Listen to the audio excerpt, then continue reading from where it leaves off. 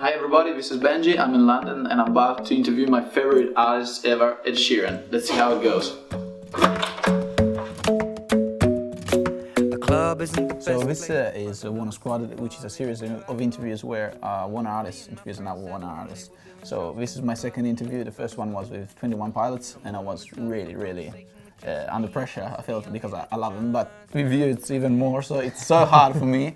So first of all I wanted to say that Italian people love you, so it's such an honor for me to represent them. And the first question is about the album. Like I already told you, I love it, it's crazy. My favorite song is Supermarket Flowers.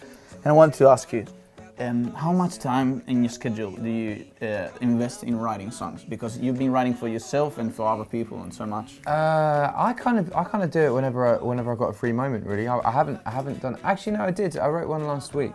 So whenever I got like a free moment. But at the moment, because I'm doing lots of promotion, I haven't really had a chance. But then I went in to record some guitars for someone last week, and then I ended up writing a song, which was cool. So like every now and then. But when I'm in songwriting zone, it's probably like 4 or 5 a day. Shit, yeah. Really?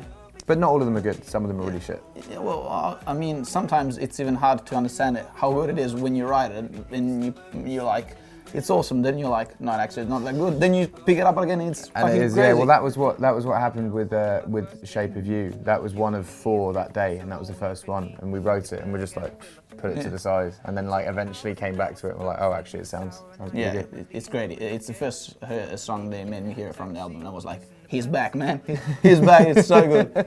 Okay, so when you started your career, you've been like playing in pubs all over England, and I heard you've done a lot of couch surfing, like asking people after you played to, stay at their place. What do you have, like, crazy experience at people's houses? I once stayed at this guy's house. He was like a proper hoarder, and he had nothing but newspapers in his house, like old newspapers, just stacked and stacked and stacked. What was another one? Well, I used to, even actually after that phase when I was touring for the first time, to like playing to like 200 people. This was when I had my record deal, but I hadn't really made any money. I remember I was in Preston in the north of England, and I hadn't showered in like 2 days, so I tweeted, if anyone has a shower and a hot breakfast, I'll come to your house and play a gig for you before the show. So I ended up going to this person's house and playing for him and his sister and his mum, and then they gave me a shower and a fry-up, which was pretty cool. But yeah, some like weird experiences like that. Where else is a weird place that I've stayed? I mean, just floors. I remember using a Green Day poster as a towel once because there was no towel, and it was in a student house in Leeds. And I remember getting out the shower and being like, right, there's no towel, and just taking a poster off the wall and just scraping water off me. Oh man, yeah, that's so good. Those were the days. Like, do you actually miss those moments? No, no, not at all. No. I think they were. It was something at the time. I wasn't like, this is weird. I was just like, I was just doing it because it was the only thing I could do. But looking back at it, yeah, it was pretty bleak. Yeah. Pretty intense, but I mean, it's what made you the person you are, actually. Yeah, but I don't think it is. Like, I think it's what made me the person I was 6 years ago, but I've really kind of like blocked it out of my memory. It's only really in interviews when I bring it up. I guess it has made me the person I am, but I don't think about it at all. I kind of like forget that it happened. And then someone like you will interview me, and then I'll mention it, and I'll be like, oh, fuck, I was a weird kid 6 years ago. Yeah, but the thing is, I believe you're such a big artist, and you can actually notice how like down to earth you are, and I think that is part of the reason why you're such a good person, to speak.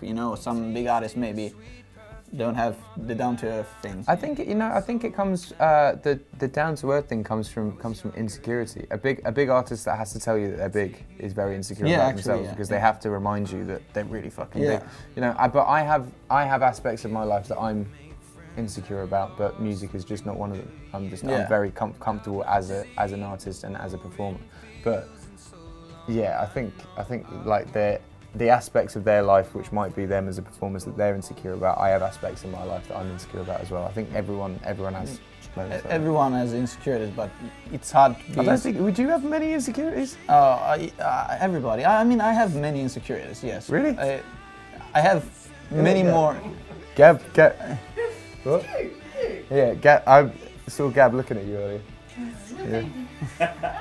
I have many more insecurities than you maybe in music actually, because for me, like, looking at you, you know, you write all your music and you're so, you have so much respect from even, you know, other artists and other genre, like pop music is not always respected.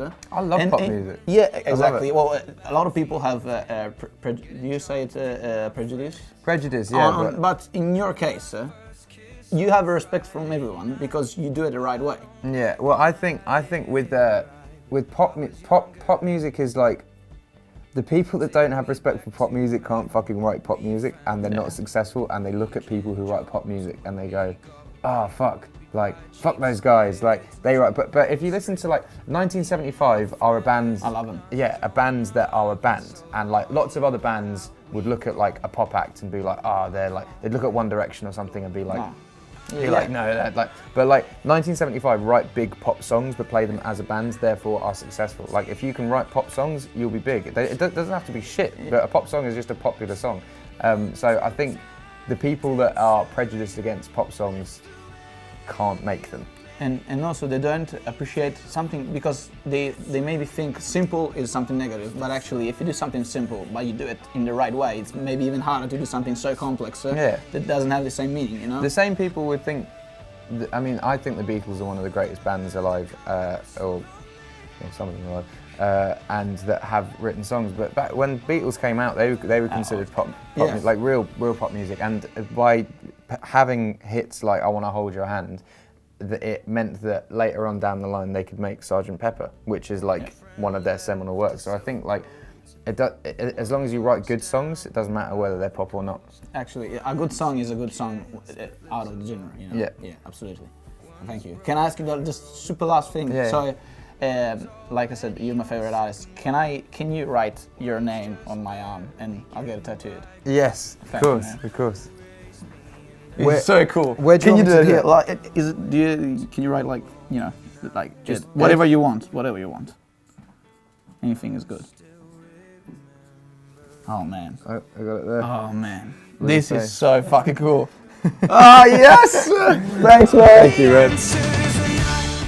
Ciao, Warner Squad. My name is Ed Sheeran. We are here hanging out. I will see you in Italy soon.